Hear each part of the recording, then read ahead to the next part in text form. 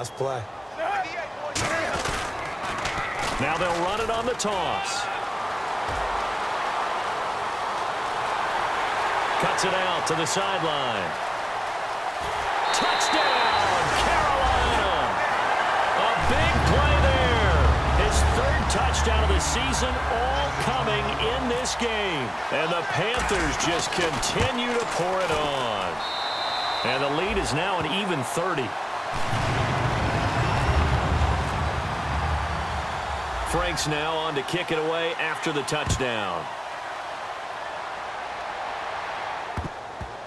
This fielded a few yards into the end zone. And no run back here. This will be a touchback, and it comes out to the 25-yard line. Now the Buccaneer offense set to take over again. And following the interception, we'll see what they can put together on this drive.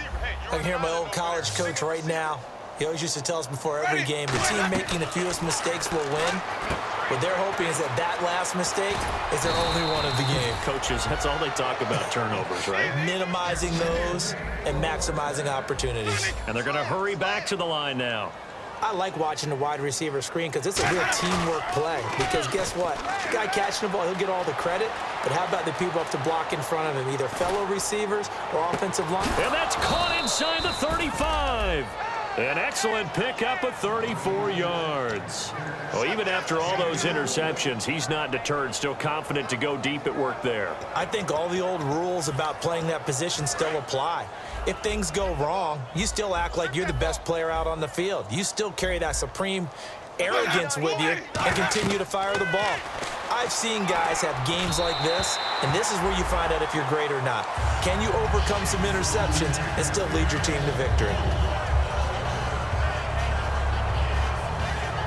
So they're still at the original line of scrimmage here. Second down and 10. They'll run it now out of the gun. And he'll fall forward to the 29-yard line.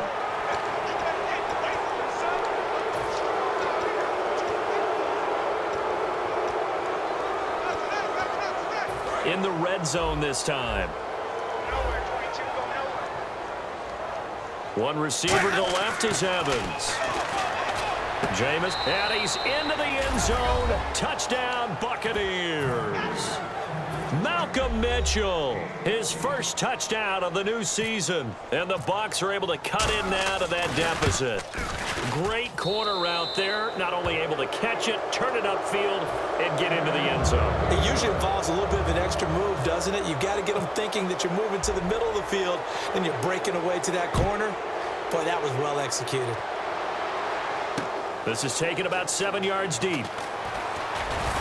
And he will be brought down here at about the 17-yard line. Here's the Carolina offense as they get ready to take over here. And they'll just simply be looking to build off the confidence of the last time out where they scored a touchdown. And confidence is powerful, isn't it? When you've scored once, you feel like you can go back out there and get it done again. Doesn't matter what the defense throws at them.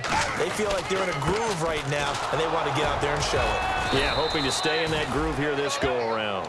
Give them 3 on first down. It'll set up a 2nd and 7. Not a big run on the first play of the drive, but that doesn't necessarily mean it was a bad play. Sometimes you're just trying to settle in, get your guys a little bit of contact, and get things moving. They come out here in the eye.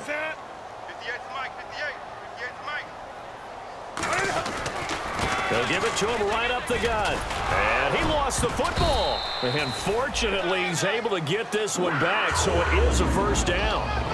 All I can say about this play is that someone's living right. I mean, he's trying to gain yardage, trying to get upfield. Ball comes free.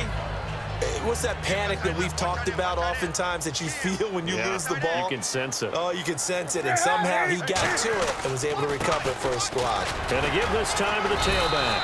And he'll get this up only to about the 33. 2 yards on the pickup there. It'll be 2nd and 8. That's a good play by the guys on the defensive side of the ball. Held them to a gain of 2. And that changes the playbook a little bit now for the guy calling plays. 2nd and 8. Now he's got to probably think about going to the air instead of maybe staying with the ground game. They'll need to get the play off quickly. They'll run it now out of the gun. And he'll get this only up to about the 35. He'll pick up only a yard there, and it'll leave him with a 3rd and 7. Partner, we know today's NFL is really built around the guy throwing the football.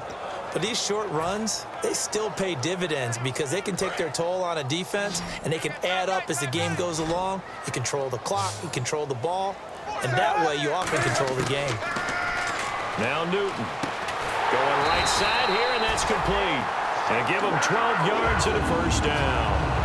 And defensively, they just don't seem to have much of an answer for this passing game. Not at all. Look at the confidence that's exhibited here. With that type of a lead, clock on their side, instead of running it, they're still throwing it, trying to pick up first downs and keeping the football. And they'll go ground game here with a tailback.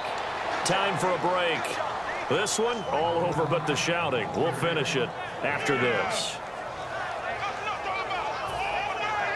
Second down following the run.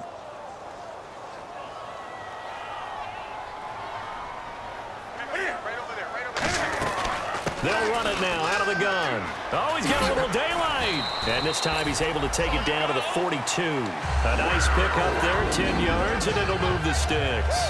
Well, I'd say that run's pretty emblematic of what we've seen all day long. No matter what they've done on offense, this offensive line has controlled the line of scrimmage, given them time to throw it, run it, do whatever they wanted. That's why there are points up on the board. And right now, the psyche of the offense, we're in control, and we can do whatever we feel like doing out here on the field.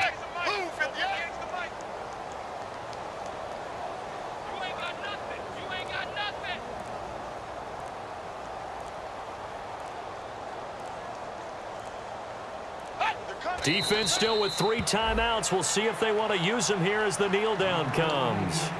And now the Bucs deciding to take a timeout defensively. It's just their first. They've got 2 more to use here in the final stages.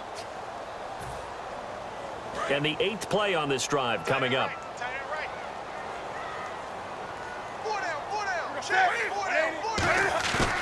Throwing here, Newton. And that one got tipped, kind of threw everything off. It brings up 3rd. So much of this game is about leverage. We always talk about low man wins in the trenches. Well, it's like that in just about every position. And sometimes, if you lose that leverage and you're losing the battle, just jump up at the line of scrimmage and try and bat the ball away. And that's exactly what happened there. Back to throw, Newton. And some room to work. Cam fighting. He lost the football. It's out. And they have the football and will set up shop at the 33-yard line. The Buccaneers getting ready to go as they take the field. They're down big here late. I don't know. You just one last drive here for pride? Some people like to do that. I remember playing for a guy once. We were down huge, and someone said, "Coach, what do you want to call?" He just waved a hand like, "Who cares? Let's get out of here and do something some other time." But and that's caught inside the 35. A pickup there of 37. And that'll be good enough for a Tampa Bay first down. And the offense moving quickly to the line. And at this stage, down in the second half, looks like they just wanted to find a way to get it in the hands of their playmaker, and they did. I think you're exactly right. I don't think the coordinator's looking at his play sheet and trying to figure out which play will work well. He's trying to figure out how to get the ball to the playmaker that you just described. Looking down at that sheet, you find people plays, not necessarily X's and O's, and that's exactly what they did there. And Evans hauls it in. Touchdown, Bucs. Mike Evans, his 2nd touchdown on the season. And the fumble recovery leads to 6 points for the Buccaneers. Winston to throw for it. He's got it. So they convert the 2. That keeps their slim hopes alive as we're back to a 2-score game. So time definitely not in their favor. Down 2 scores, but they'll try the onside kick. And this is going to be recovered by the hands team. And that should just about put a capper on this one. They knew they needed a miracle. They had to have that onside kick. They didn't get it. Well, as we knew, even before they put the toe to the leather on that one, their chances of getting that done, slim and none. And I do believe we saw Slim just leave the door, didn't we? We did indeed. I think we're down to none. That's going to go as a loss of a yard, and it'll be 2nd down.